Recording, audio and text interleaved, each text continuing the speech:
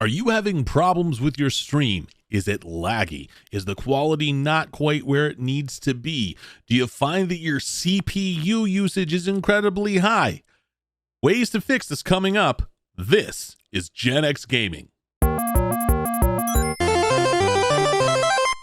Hi everybody, I'm Wolverine Guy Kev, and welcome to Gen X Gaming. Before I get started, I'd like to remind you that if this video is helpful in any way, please feel free to comment, like, subscribe, and share the video.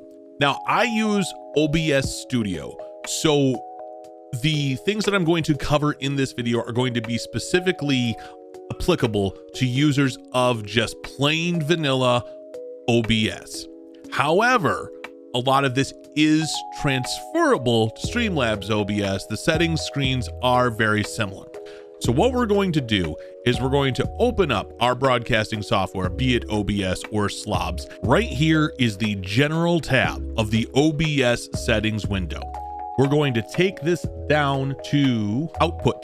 There's a couple things here you're going to want to change. First and foremost, if you are using an NVIDIA graphics card, change your encoder to NVIDIA NVENC New. Otherwise, just keep it on X286. You're going to want to rescale output to 1280 x 720. Now, I can't change my settings at the moment because I'm recording this video. Your rate control is going to be CBR. Your bit rate, Twitch maxes you out at 6,000.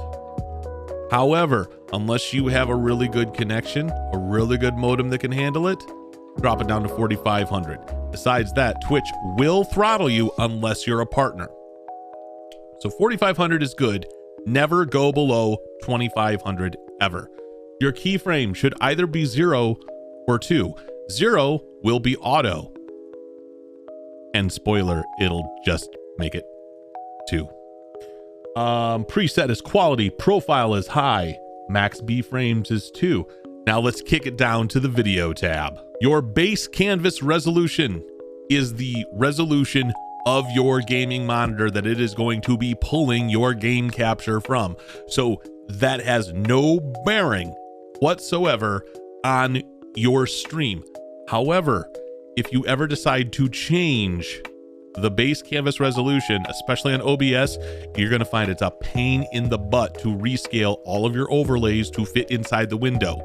On Streamlabs OBS, it actually is a little bit simpler, as you can select multiple sources to scale them at one time. You can't do that on OBS nearly as easy. Your output scaled resolution, again, put that down to whatever you need it to be. 720 is more than enough for most people unless you are a partner. Your downscale filter should be bicubic. Make sure it is bicubic. It is the least amount of drag from your CPU with the most amount of quality. And finally, your FPS, your frames per second, max out at 60. If you have to drop it down and you don't want people to notice that much, go to 48.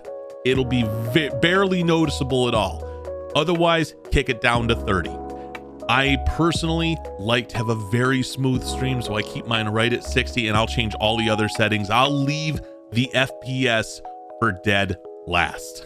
And that's going to do it for your basic OBS settings. Real short video this time because OBS and SLOBS fairly simple to solve the problems that you may run into that will slow down, cause lag, or cause general graphics problems in your stream. The only thing I would add to this is make sure you are always running OBS or Streamlabs OBS in administrator mode. The way you can do this without ever having to worry about forgetting it is to right click OBS, go to properties, go to the compatibility tab, and right down here, run this program as administrator. Check that option off and it'll run as administrator every single time. And that's going to do it for us here at Gen X Gaming. Remember, please like, share, and subscribe to my YouTube channel so you can get updates every time I post a video. And until then, y'all, you stay safe.